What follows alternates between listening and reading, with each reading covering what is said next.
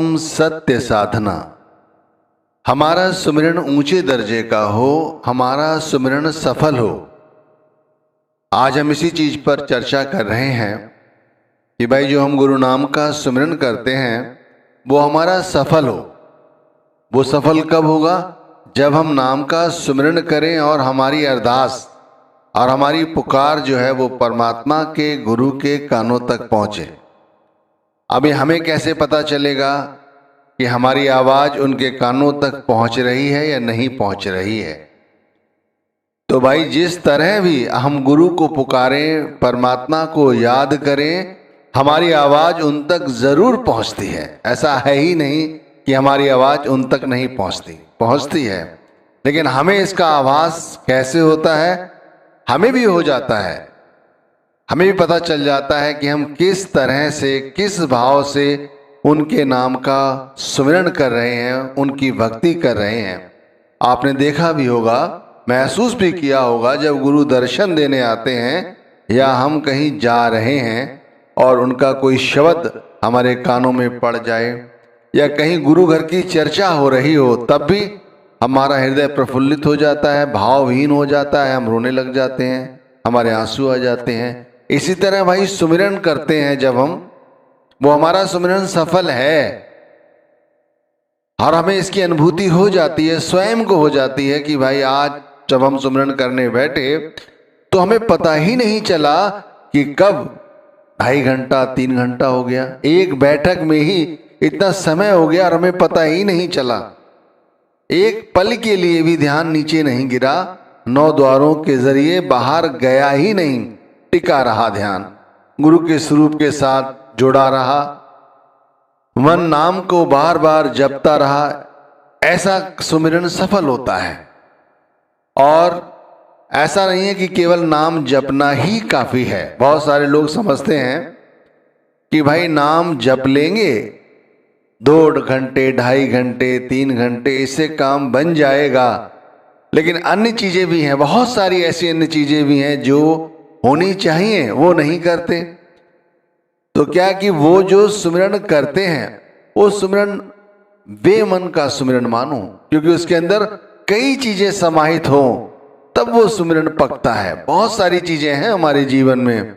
अब यदि थोड़ी थोड़ी बातों की चर्चा करें, क्योंकि सारी बातों की चर्चा नहीं की जा सकती, थोड़ी थोड़ी बातों की चर्चा करें तो समझ में आ जाएगा कि हाँ भाई इस तरह से भी हम सुमिरन कर सकते हैं। और जब हम सुमिरन करेंगे और यदि इस तरह से इन चीजों को अपने जीवन में अपनाएंगे तो हमारा सुमिरन सफल होगा। अब कई चीजें, जैसे कि शुरुआत करते हैं यहां से कि भाई हमें सबसे पहले सदा संतुष्ट रहना चाहिए।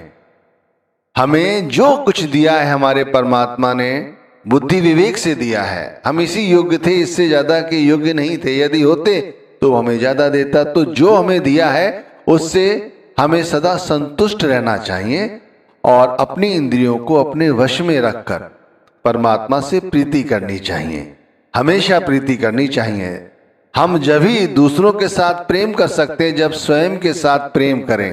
तो सबसे पहले ध्यान रखिए कि हमें सदा अपने अंतर में संतुष्ट रहना चाहिए। दूसरी बात कि हमें सांसारिक जो इच्छाएं हैं, आकांक्षाएं हैं, जिनके लिए हम सारा दिन जूझते रहते हैं, हमें उनके पीछे ज्यादा नहीं भागना चाहिए। जो मिलना है मिलेगा, हमें सिर्फ मेहनत करनी है, सिर्फ मेहनत करनी है ईमानदारी के साथ। जो देना है परमात्मा स्वयं देगा। वो हमारी हर स्थिति की जानकारी रखता है, उसी हिसाब से वो हमें देता है। हम किस योग्य हैं वो जानता है। और हम अपनी तरफ से जब भरकस प्रयास करते हैं, बेमतलब करते हैं, थक जाते हैं।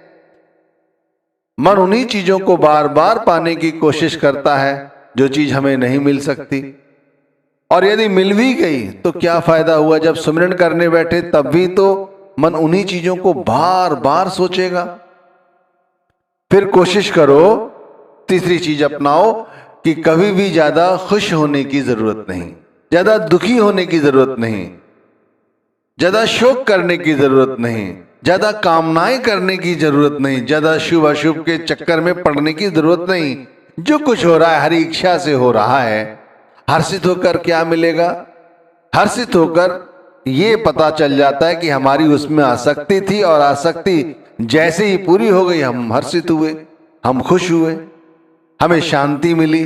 और यदि उसमें आसक्ति थी, वो काम वैसा नहीं बना, वो वैसा विपरीत दिशा में चला गया, फिर हम दुखी होते हैं, फिर हम शोक करते हैं, फिर ये कामनाएं हमें दुख देती हैं। ये शुभ अशुभ का जो चक्कर है वो हमारे दिमाग में आ जाता है, फिर हम दुखी होते हैं। ये भी हमारे सुमिरन में बाधा डालते हैं, ध्यान रखिए।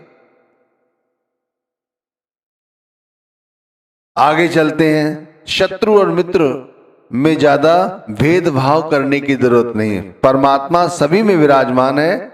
जैसे पता चल गया है, गुरु ने नाम दिया है, उन्होंने समझाया है कि सभी के हृदय में परमात्मा बैठा हुआ है, आत्मा के साथ है। तो एक चींटी के अंदर भी परमात्मा मौजूद है, ये तो पता चल ही गया है ना, लेकिन इसकी अनुभूति नहीं है। अगर ये ज्ञान हो जाए कि परमात्मा सभी के अंदर बैठा है, हमारे अंदर भी बैठा है, और वो परमात्मा शब्द है, वो शब्द कुछ भी हो सकता है, वो परमात्मा शब्द है, फिर परमात्मा को दुख देने का मतलब है किसी का भी अपमान करना, तिरस्कार करना, शत्रुता प्राप्त, मतलब शत्रुता अपनानी। तो भाई किसी के साथ इस तरह का बर्ताव ना करें, सभी के साथ प्रेम करें। ना कोई शत्रु है, ना कोई मित्र है, ना किसी का मान करें, ना किसी का अपमान करें। भाई यदि मान नहीं कर सकते तो अपमान करने का क्या अधिकार है? इसलिए इन छोटी छोटी चीजों पर ध्यान करने की आज जरूरत है, जिससे वो 2.5 घंटा जो हम सिमरन में बैठेंगे वो सफल हो जाए, वो पूरा हो जाए। ऐसे बैठे सिमरन करने और ऐसे उठ गए, कब 2.5 घंटा हो गया, 3 घंटा हो गया, पता ही नहीं चला। जो गुरु को हर वक्त हाजिर नाजिर मानते हैं भाई, उन्हें हर व्यक्ति अपना मित्र ही नजर आता है, कोई व्यक्ति शत्रु नजर नहीं आता। तो सभी को अपना मित्र समझो और खुद इन चीजों को अपने अंदर जज्ब करो कि हमारा संसार में कोई शत्रु है ही नहीं। चाहे हमारा कोई मान दे, हमें अपमान दे, हमें कोई फर्क नहीं पड़ता। चाहे सर्दी हो, चाहे गर्मी हो, चाहे सुख हो, चाहे दुख हो, ये सारे द्वंद्व जितने भी हैं वो समान हैं। हम इसके साथ किसी भी तरह से अपने मन में उद्वेग नहीं पालेंगे। आप करके तो देखो। कहते हैं जैसे ही मन में कोई द्वंद्व छिड़ता है, हमारा रक्तचाप बढ़ता और घटता है। एक बीमारी का कारण है। इसी बीमारी के कारण लोग बहुत जल्दी जल्दी मर रहे हैं। आपने देखा होगा, स्वस्थ व्यक्ति था, रात्रि में मिला था, आज पता चला सुबह खत्म हो गया। कैसे? भाई उसका ब्लड प्रेशर बढ़ गया था, उसको हार्ट अटैक आ गया था। ये सब बीमारियां सिर्फ इन्हीं चीजों की वजह से हैं कि हम छोटी छोटी चीजों को इतना ज्यादा महत्व देते हैं कि हम कर नहीं पाते। ये इसीलिए तो आज सत्संग करने की जरूरत पड़ी कि सफल सुमिरन करने के लिए हम सोचते हैं कि आंखें बंद कर ली, चौकड़ी मारकर बैठ गए एक आसन पर, मुंह पर कपड़ा डाल लिया, नाम जपने लग गए और सुमिरन हो गया। नहीं भाई, छोटी छोटी चीजें ये बहुत बड़ी चीजें हैं। अपने मन को परमात्मा को सौंप दो। अब परमात्मा देखा नहीं, गुरु देखा है, गुरु के साकार स्वरूप को देखा है, तो गुरु को सौंप दो। सब कुछ गुरु को सौंप कर एकाग्र मन से ध्यान करते हुए पूरी श्रद्धा के साथ गुरु के नाम को भजो। इस तरह गुरु से प्रेम करो कि संसार में इसके सिवाय हमारा दूसरा कोई है ही नहीं। और जैसे भी हो अपनी इंद्रियों को अपने वश में करने की कोशिश करो। बुद्धि को ज्यादा इस्तेमाल में लाने की जरूरत नहीं है। ध्यान रखिए, इस बुद्धि विवेक के कारण ही तो व्यक्ति धन अर्जित करता रहता है, इकट्ठा करता रहता है, पता नहीं वो कितने समय तक जिएगा। 70 से 80 साल ये बहुत बड़ी आयु हो गई है इस कलयुग में, इससे ज्यादा लोग नहीं जी पाते। समझने की कोशिश करें। दया भाव हृदय नहीं, ज्ञान कथे बेहद, ते नर नर कहीं जाएंगे, सुन सुन साखी शब्द। अब जैसे कह तो दिया कबीर साहब ने, बात तो बड़ी अटपटी है कि साखी और शब्द सुनने के बाद भी वे लोग नरक जाएंगे। लेकिन भाई यहां पर कलयुग है, थोड़ा सा रियायत है। कहते हैं कि यदि पानी के अंदर एक पत्थर पड़ा हुआ है तो वो भी पैरों से लोगों के बच जाता है। तो भाई शब्द सुनोगे, वाणियां सुनोगे, गुरु के सत्संग सुनोगे तो भाई यदा कदा मन में विश्वास रहता है कि बुद्धि विवेक एक बार जरूर जागृत होगी। लेकिन दया भाव हृदय नहीं, अगर हृदय में दया नहीं है, भक्ति नहीं है, तो भाई कैसे होगा। ये छोटी छोटी बातें हैं। अब वैसे तो 2 मिनट में मैं बता सकता हूं कि कई ऐसी चीजें हैं छोटी छोटी, उन्हें अपनी पूरी करो तो भाई नाम के सुमिरन सफल हो जाएगा। लेकिन इन चीजों के साथ भाई देखो, परमात्मा के नाम का सुमिरन, गुरु नाम का सुमिरन पूरी शिद्दत के साथ करो। और जब पूरी शिद्दत के साथ नाम का सुमिरन करोगे तो 2.5 घंटा 2.5 मिनट जैसा ही प्रतीत होगा। बस इसके लिए गुरु का अंतर में पहले प्रेम पैदा करो, गुरु को परमात्मा का दर्जा दो। गुरु से कुछ नहीं छुप सकता, ये मन में सच्ची बात बिठा लो। कबीर मतवाला नाम का मद मतवाला नाही, नाम प्याला जो पिए सो मतवाला आए। ये समझिए कि नाम के मत वाले बनो, गुरु नाम के मत वाले। आप मद के मत वाले हो, ये छोटा कचरा सा इकट्ठा कर लिया है ना, धन संपत्ति इकट्ठी कर ली है, रंग रूप अच्छा है, बच्चे अच्छे लग गए हैं, ये सब मद है, मान है, अहंकार है। इनसे कुछ नहीं मिलने वाला। आप इन पर चाहे जितना भी ध्यान लगाओगे, सुमिरन करते समय ध्यान 9 द्वारों के जरिए नीचे ही जाएगा, ऊपर नहीं चढ़ेगा। नाम प्याला सो पिए। ये जो नाम रूपी प्याला है, शब्द रूपी प्याला है, सिमरन रूपी प्याला है, वही पी सकता है, सो मत वाला आहे। ये चीज समझने की कोशिश करें। अंतर में गुरु का प्रेम पैदा करो, मन को गुरु के स्वरूप के साथ जोड़ो। हर समय स्वतंत्र मन से आसक्ति रहित होकर गुरु की याद किया करो, गुरु से प्रेम किया करो। जब भी समय मिले, अकेले बैठे हो, वैसे भी तो दुनिया की बातें सोच रहे हो तो गुरु के विषय में सोचो, गुरु की संगत के विषय में सोचो। अभी भंडारा गया है, ये सोचो वहां गए थे उस समय कैसे कैसे तैयारियां की थी, ये सोचो।